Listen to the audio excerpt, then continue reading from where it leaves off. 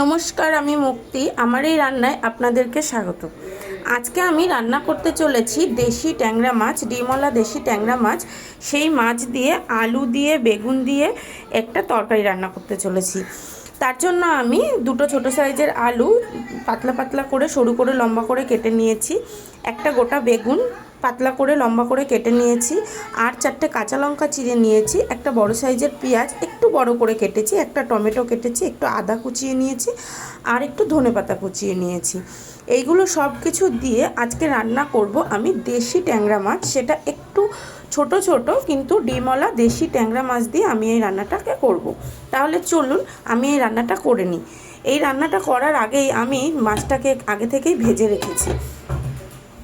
রান্নাটা করার জন্য আমি একটা কড়াই বসিয়ে নিয়েছি। এবার গ্যাসটা আমি অন করে দিচ্ছি।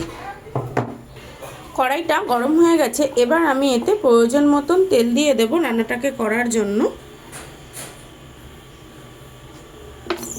একটু বেশি করেই তেলটা দিলাম, কারণ একটু তেলটা বেশি হলে তরকারিটা টেস্টটা ভালো হবে। তেলটা গরম হয়ে গেছে। সবার প্রথমেই আমি তেলের মধ্যে যে আদাটা কুচিয়ে রেখেছিলাম সেটা আমি ফোড়নে দিয়ে দেবো। তারপর আমি যেই কাঁচা লঙ্কাগুলোকে চিড়ে রেখেছি সেটাও আমি তেলে দিয়ে দেবো। এবার যেই পেঁয়াজটাকে কুচিয়ে রেখেছিলাম সেটাও তেলের মধ্যে দিয়ে দিচ্ছি। এবার এগুলোকে একসাথে একটু হালকা লাল করে ভেজে নেব। আদাটা অলরেডি লাল হয়ে গেছে, পেঁয়াজটা একটু নেড়ে চেড়ে নেব। পেঁয়াজটাও হালকা একটু নেড়ে নিয়েছি। এবার আমি যে আলুগুলোকে কেটে রেখেছিলাম সেই আলুগুলো দিয়ে দেবো। আলুটা দিয়ে পেঁয়াজ আর আলুটাকে একসাথে একটু নেড়ে নেব। আলুটায় একটু সামান্য নুন দিয়ে দেবো যাতে আলুটার ভেতরে নুনটা ঢোকে। আলুটা একটু আগে দিলাম, বেগুনটা একটু পরে দেব। আলুটা আর একটু হালকা লাল হয়ে যাক, তারপরে বেগুনটা দেব।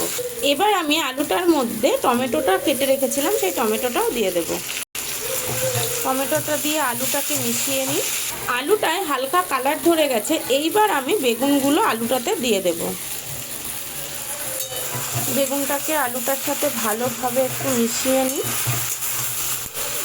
এবার আমি এতে কিছু গুঁড়ো মশলা দেব। প্রথমেই দেব হলুদ প্রয়োজন মতো, তারপর দেব 1 চামচ ধনের গুঁড়ো, তারপর দেব 1 চামচ জিরের গুঁড়ো, স্বাদ অনুযায়ী দেব একটু লঙ্কার গুঁড়ো, অবশেষে দিচ্ছি পরিমাণ মতন একটু লবণ।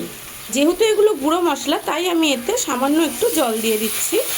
এবার আমি সব মশলাটাকে এই আলু আর বেগুনটা দিয়ে ভালোভাবে মিশিয়ে নেব। আলুগুলো বেশ সেদ্ধ হয়ে গেছে আর তরকারিটা দিয়ে বেশ তেলও বেরিয়ে গেছে। এবার আমি এই ট্যাংরা মাছগুলোকে এতে দিয়ে দেব। এবার এতে আমি অল্প পরিমাণ জল দিয়ে দিচ্ছি।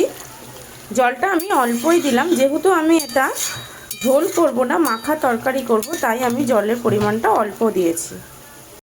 তরকারিটা হয়ে এসেছে। এবার আমি অবশেষে একটু ধনেপাতা ছড়িয়ে দিচ্ছি।